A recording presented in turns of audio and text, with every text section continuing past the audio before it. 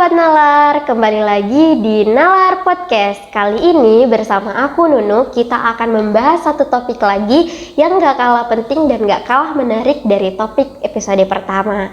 Nah, di episode kedua ini kita akan membahas tentang mahasiswa kupu-kupu dan mahasiswa kura-kura.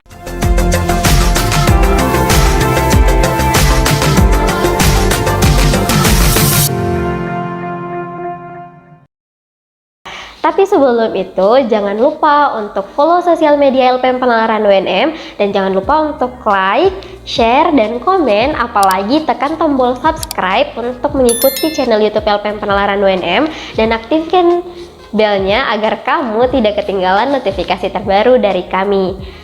Nah, di topik kali ini seperti biasa, aku nggak akan membahas topik ini sendirian. Kita akan chit-chat dengan satu narasumber yang memang udah menyelam di topik yang akan kita bahas hari ini atau memang benar-benar relate dengan topik kali ini. Nah, siapa sih narasumber kita hari ini? Tada! Selamat pagi Kak Amel. Jadi kita hari ini ditemani oleh Kak Amel. Nah, kalau misalkan di episode pertama Nalarpedia kita membahas tentang cinta diri, maka aku akan membiarkan Kak Amel untuk melakukan self love dengan memperkenalkan dirinya sendiri, karena yang paling kenal dengan diri kita adalah diri kita sendiri. Bagaimana Kak Amel? Iya, betul. Kalau gitu saya persilahkan Kak Amel. Oke, halo teman-teman. Ya, perkenalkan nama saya Amelia Indriastuti. Teman-teman boleh panggil saya Amel. Seperti Nunu, panggil saya dengan Kak Amel. Nah, saya dari jurusan akuntansi, Fakultas Ekonomi dan Bisnis, Universitas Negeri Makassar. Mungkin itu ya. Ya Kak, nah Kak Amel ini jurusannya kalau bisa dibilang fakultasnya bahkan tetanggaan dengan fakultas saya ya Kak. Betul sekali. Nah, kami ini sama-sama anak Gunung Sari. Nah, kalau mungkin itu yang disampaikan oleh Kak Amel. Nah, ada sedikit lagi nih yang perlu teman-teman tahu tentang Kak Amel. Kak Amel ini adalah salah seorang mahasiswa berprestasi pada tahun 2020. Kak Amel juga kalau nggak salah adalah Warda Beasiswa Bank Indonesia ya Kak? Iya, Bank Indonesia, betul. Wah, kita benar-benar bertemu dengan orang yang cocok dengan topik kita hari ini. Ya Kak, topik kali ini kan tentang mahasiswa kupu-kupu atau kuliah pulang dan mahasiswa kura-kura atau kuliah rapat. Nah, saya yakin Kak Amel sebagai mahasiswa ketika masuk kampus sudah mendengar dua jenis mahasiswa ini. Iya. Oke. Mahasiswa kupu-kupu dan mahasiswa kura-kura. Nah, sebenarnya saya juga kemarin sempat tanya sama teman-teman yang menawarkan pada saat itu menjadi narasumber pada Nalar Podcast kali ini, apa sih itu mahasiswa kura-kura? Karena yang sering saya dengar sejak maba itu cuma mahasiswa kupu-kupu. Nah, teman-teman dapat dari mana nih referensinya?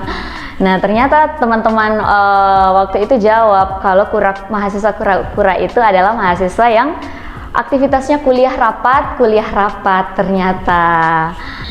Ya Kak, jadi kita tuh menyimpulkan bahwa mahasiswa akademis itu yang kerjanya kuliah pulang itu mahasiswa akademis. Terus organisatorisnya mahasiswa kura-kura atau kuliah rapat. Iya. Nah, pas maba kan Kak Amel selama menjadi mahasiswa dan hampir lulus sekarang ini, Kak Amel pernah mendengar atau melihat lah dua jenis mahasiswa ini. Iya. Nah, saya mau tanya nih Kak, dari sudut pandang Kak Amel tentang kedua jenis mahasiswa ini tuh bagaimana pendapatnya Kak Amel?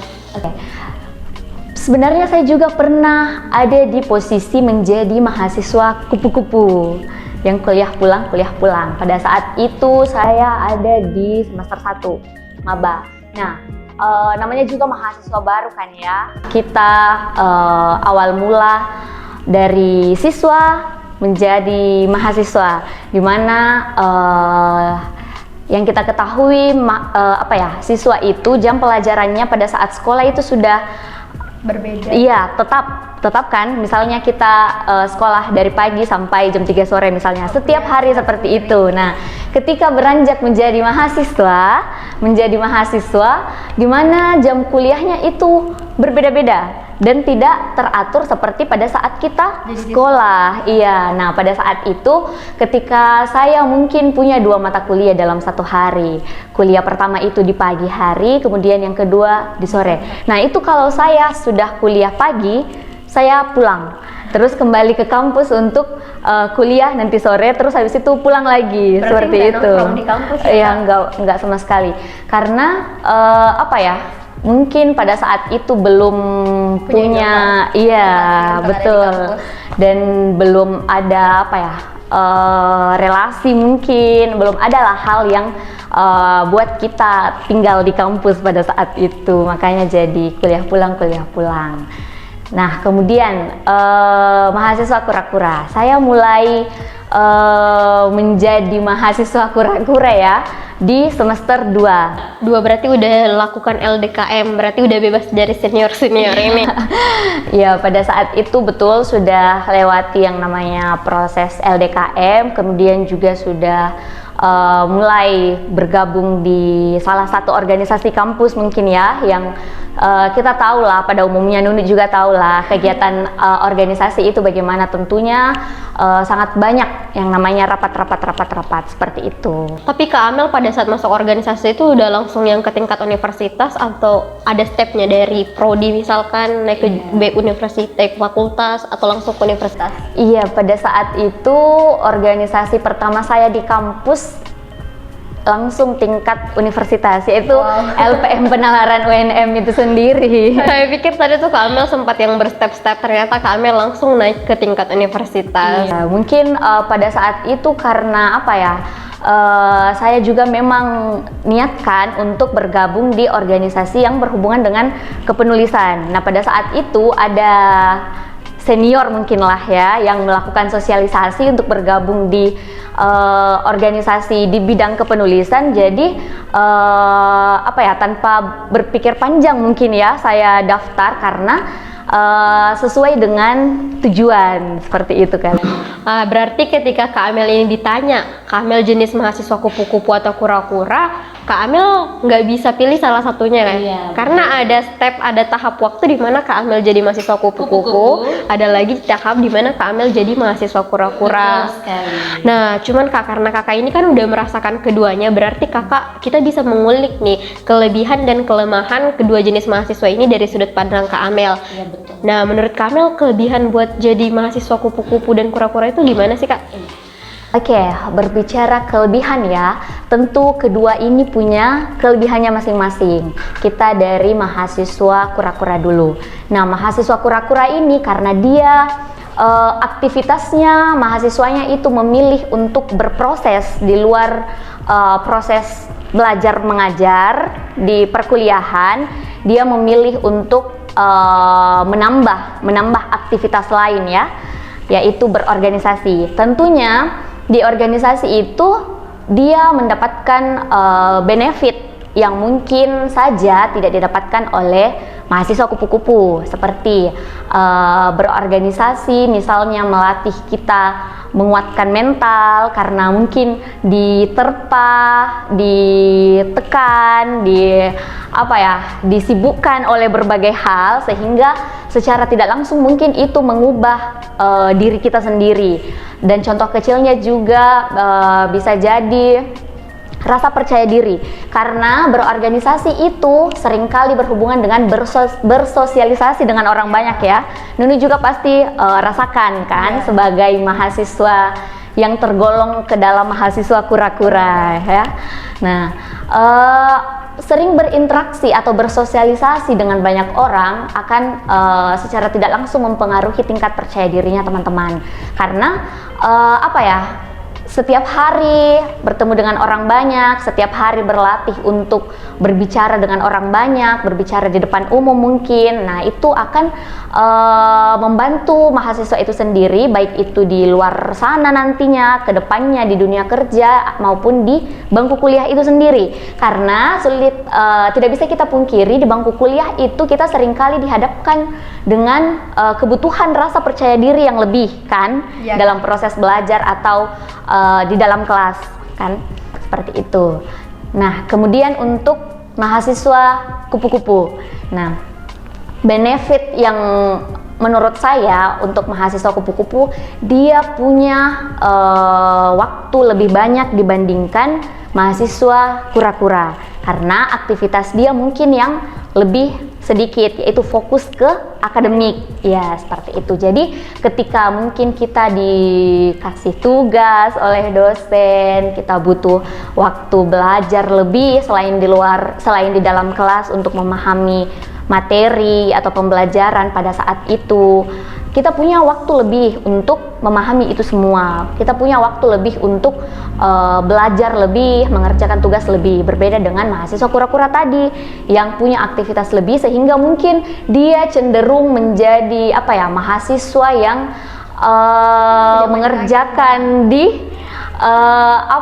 di akhir waktu lah, misalnya seperti itu. Nah Kak, kalau misalkan saya dengar dari katanya Kak Amel, berarti kalau dari segi manajemen waktu, yang punya kemudahan dalam segi manajemen waktu itu lebih ke mahasiswa kupu-kupu. Nah kalau mahasiswa kura-kura ini, manajemen waktunya itu bakalan ditantang. Karena mereka punya beban di luar daripada beban akademiknya itu. Iya, betul. Nah, berbicara mengenai manajemen waktu ya, mungkin saya mau bilang seperti ini. Menjadi mahasiswa kura-kura itu akan lebih terlatih. Iya, betul sekali, terlatih, karena dia punya berbagai macam aktivitas yang dia harus atur sendiri waktunya. Kapan dia tidak mengatur waktunya, akan ada hal yang tidak maksimal, seperti itu mungkin.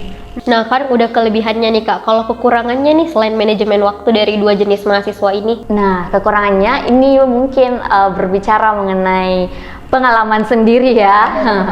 Ya, belum tentu orang lain juga mengalami. Nah, kalau sepengalaman saya, kekurangan menjadi mahasiswa kura-kura itu kita harus mengorbankan yang namanya waktu istirahat.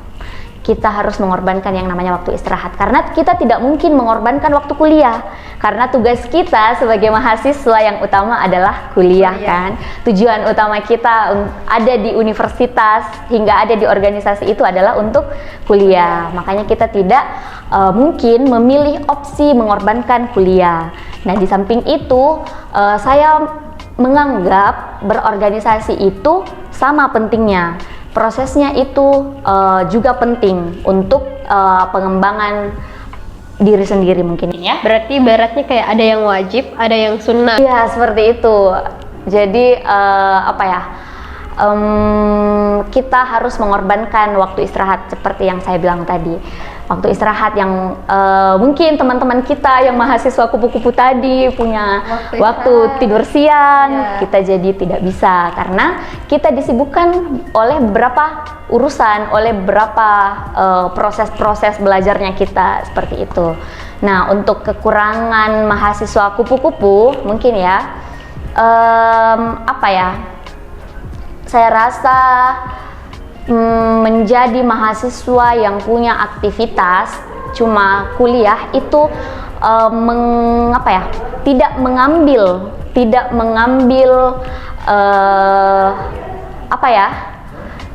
mengambil kesempatan. Nah, peluang mungkin ya, peluang untuk bisa berproses lebih, padahal mereka punya kesempatan untuk menjadi mahasiswa yang punya ilmu di keorganisasian dan di akademik, tapi mereka melewatkan itu. Nah, benar sekali nih, saya sebenarnya merasakan nih Kak. Iya. Nah, itu kan dari sudut pandangnya Kak Amel. Betul. Tapi Kak, nggak semua orang bisa jadi Kak Amel, nggak semua orang bisa memilih dua hal itu. Nah, gini Kak, misalkan ada seseorang atau mahasiswa nih, salah nggak sih Kak kalau mereka cuma milih salah satunya? Soalnya kan ketika kita memilih salah satunya, terkadang tuh kita kena hujat. Masa kerjanya mahasiswa cuma kuliah pulang, kerjanya mahasiswa kok rapat mulu, rapat dari malam sampai pagi. Nah, gimana nih Kak, salah nggak sih kalau kita misalkan cuma milih salah satunya? Salah atau tidaknya itu kembali ke diri kita masing-masing, karena setiap orang punya hak menentukan proses apa yang mereka inginkan selama masa kuliah mereka sampai selesai. Kan ada mahasiswa yang memilih prosesnya menyukai tantangan, yaitu mencari kesibukan, mencari pengalaman, mencari proses yang tidak sekedar di bangku kuliah saja. Dan ada juga mahasiswa yang memang fokus belajar, dan itu tidak salah. Namun berdasarkan pengalaman ya, kebetulan saya pernah jalankan program magang kan di salah satu perusahaan yang ada di Makassar mungkin. Nah, waktu itu saya ada yang namanya kakak pembimbing. Nah, kakak pembimbing saya ini mengatakan seperti ini.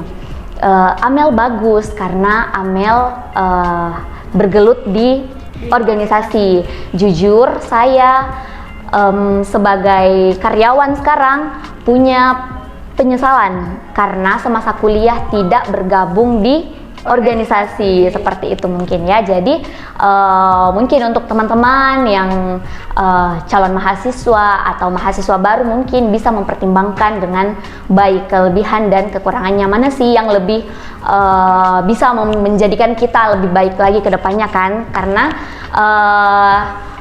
sebagai manusia, mungkin manusia biasa, tentunya setiap hari kita mau menjadi lebih baik. Yang hari ini mungkin tidak bisa membagi waktu, kita ingin besoknya kita bisa membagi waktu, seperti itu ya. Berarti yang salah ini bukan ketika si mahasiswa ini mau memilih salah satu jenis mahasiswa ini, tapi yang salah adalah judgement yang orang-orang berikan. Karena sebenarnya yang paling tahu diri mereka kan diri mereka sendiri.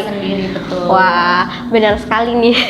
Jadi harus hentikan judgement seperti itu ya Kak di lingkungan mahasiswa. Betul. Nah, kan Kak Amel nih satu orang mahasiswa yang menjalani dua kehidupan dari dua jenis mahasiswa yang berbeda. Nah, berarti menurut Kak Amel kita bisa menyeimbangkan kedua jenis mahasiswa ini, kita bisa mengcombine dua jenis mahasiswa ini. Nah, gimana sih Kak cara Kakak bisa mengcombine kedua jenis mahasiswa ini? Nah, tentunya berbicara mengcombine dua jenis mahasiswa ini, bagaimana menyeimbangkan akademik kita dan organisasi kita kan. Nah, seperti yang saya katakan tadi teman-teman, tujuan awal kita ada di kampus adalah untuk kuliah. Itu yang pertama. Tujuan kita bergabung organisasi adalah karena kita mau belajar lebih, mau berproses lebih, seperti itu kan. Nah, tipsnya mungkin atau cara menyeimbangkan yaitu yang saya katakan tadi, dengan mengurangi waktu istirahat, mengurangi waktu pulang kampung pada saat libur. Nah, pada saat libur itu adalah momen yang bisa kita gunakan sebaik-baiknya untuk fokus ke prosesnya kita di organisasi. Berarti bukan cuma bukan cuma waktu istirahat, tapi waktu buat bersama keluarga itu di-press abis-abis ya Kak. Kita seringkali dihadapkan dengan pilihan pulang kampung atau tetap di sini dengan menjalankan tanggung jawabnya kita sebagai organisatoris. Dan tentunya ketika teman-teman ada di posisi itu, saya harapnya teman-teman bisa memilih dengan bijak mungkin ya. Berorganisasi itu menjalankan tugas di organisasi itu juga merupakan satu tanggung jawab, seperti itu. Berarti kata kuncinya tuh di sini adalah manajemen waktu ya Kak. Betul. Ketika kamu mampu memanajemen waktu kamu, berarti kamu udah bisa menyimbangkan antara ketika kamu jadi mahasiswa kupu-kupu dan kamu jadi mahasiswa kura-kura. Nah, selanjutnya nih Kak, seperti yang udah tadi kita jelaskan, yang Kamel jelaskan nih, kalau misalkan yang salah itu sebenarnya judgementnya tentang kalau kita misalkan milih salah satu jenis mahasiswa. Nah, kalau pas maba tuh kan Kak sering banget dengar, apalagi dari senior ini yang katanya kalau jadi mahasiswa kupu-kupu tuh negatif banget lah ceritanya. Katanya masa kuliah tuh cuman kerjanya masuk kuliah terus pulang, cuman 5 mata kuliah, nggak ada hal yang bisa mengekspor pengetahuannya lebih dibanding padahal cuma di bangku kuliah. Selain itu, nah menurut Kamel gimana sih pandangan negatif mereka tentang mahasiswa kupu-kupu ini? Nah, negatif judgment ya. Ini sebenarnya sudah saya singgung sedikit tadi, yaitu bagaimana kembali ke mahasiswa itu sendiri. Tentunya kita tidak bisa pasang standarnya kita ke orang lain seperti itu. Misalnya kita merasakan bagusnya, baiknya, dan benefitnya mungkin menjadi mahasiswa organisasi, kita tidak bisa memaksa atau menjudge teman kita yang komen-komen negatif. Apa sih kenapa sih harus jadi mahasiswa kupu-kupu, kenapa tidak memilih berproses lebih dengan cara berorganisasi? Itu tidak bisa karena setiap orang punya pilihannya masing-masing. Namun kita bisa memberi mereka saran kalau berorganisasi itu seperti ini loh, bakal menunjang pribadi kita sendiri, bakal menunjang akademiknya kita juga, bagaimana kita berinteraksi dengan orang itu bakal lebih baik ketika kita punya ilmu organisasi, seperti itu. Berarti yang salah ini ketika mereka menyalahkan dan malah memaksa mereka untuk menjadi mahasiswa kura-kura. Nah, baiknya ini sebenarnya kita cuma memberikan saran ya Kak untuk mengaktif di kegiatan ini dan memberikan pemahaman bahwa nggak semua orang yang terlibat dalam organisasi itu akademiknya justru menurun drastis. Karena kan kita bisa lihat buktinya hari ini bahwa Kak Amel sendiri kan mahasiswa berprestasi dan Kak Amel bisa jadi mahasiswa yang aktif di kegiatan akademik dan aktif juga di keorganisasian. Nah, selanjutnya nih Kak, kalau misalkan terakhir banget nih tentang mahasiswa kupu-kupu dan mahasiswa kura-kura, Kak Amel kan lagi-lagi menjalani kehidupan di dua jenis mahasiswa ini. Boleh nggak sih Kak ada tips yang benar-benar langsung bisa sampai ke kita semua tentang bagaimana daily life-nya Kakak selama menjalani dua kehidupan yang jenis mahasiswanya itu berbeda? Betul. Tips ya? Tipsnya ya Kak? Tips. Oke, saya sering kali seperti ini. Tentunya berada di posisi disibukkan oleh beberapa kegiatan, membuat kadang kita berpikir juga seperti ini, kapan sih kesibukan ini berakhir gitu. Kita juga mau punya waktu untuk me time mungkin, atau mungkin fokus ke tugasnya kita, fokus ke satu hal, fokus ke belajarnya kita saja, atau mau kadang juga rindu suasana kumpul dengan keluarga seperti itu. Tapi di sela-sela pemikiran yang seperti itu, saya biasanya kembali mengingatkan diri saya bahwa tidak semua orang punya peluang untuk ada di posisi itu. Maka ketika kita punya peluang itu, ketika memang itu kita rasa kita bisa menjalankan itu, kenapa tidak? Seperti itu. Jadi mungkin mengambil setiap peluang yang ada di depannya kita, seperti itu ya. Tapi sebelum mengambil peluang itu harus dipertimbangkan matang-matang ya Kak. Harus dipertimbangkan matang-matang karena jangan sampai kita mengambil peluang itu kemudian setelah kita mengambil peluang itu sebagai tanggung jawab, kita malah meninggalkan tanggung jawab itu kan. Tidak bisa kita pungkiri ya, Nunu mungkin juga sudah lihat beberapa kasus, beberapa orang mungkin yang mengambil peluang kemudian meninggalkan tanggung jawab karena mungkin tentunya dengan alasan yang rasional, tentunya dengan alasan yang masuk akal. Namun itu tadi mungkin pertimbangan di awal yang kurang matang dipertimbangkan seperti. Berarti kalau kita bisa menarik dari apa yang Kak Amel sampaikan, ada beberapa kunci yang bisa kita tangkap. Pertama tuh harus bisa manajemen waktu, tipsnya. Terus harus bisa mengambil hal-hal yang menantang, tapi tetap harus pertimbangkan hal-hal yang berkaitan dengan diri sendiri. Karena yang akan menjalaninya adalah diri kita sendiri. Sebenarnya Kak, dua kata kunci ini tuh sangat mudah ya didengarkan dan diucapkan, tapi untuk menjalaninya itu. Berarti kita kalau mau jadi mahasiswa yang mampu menyimbangkan dua hal ini harus benar bisa mengoptimalkan kedua hal itu ya Kak Amel. Betul. Wah, benar sekali nih saran dari Kak Amel. Dan sebenarnya sih Kak, masih banyak sih yang bisa kita obrolin mengenai mahasiswa kura-kura dan mahasiswa kupu-kupu. Satunya terbang, satunya jalan. Nah, tapi karena mungkin ya Kak, pertanyaannya cuma sampai sini. Jadi dengan sedih kita harus say goodbye dengan Kak Amel. Tapi ini nggak menutup loh Kak, kalau kita bakalan ketemu lagi di episode selanjutnya untuk sharing hal-hal lainnya tentang penelitian, pendidikan, dan masih banyak lagi. Oke, mungkin itu sekian Nalar Podcast hari ini. Sampai jumpa di episode ketiga. Bye-bye!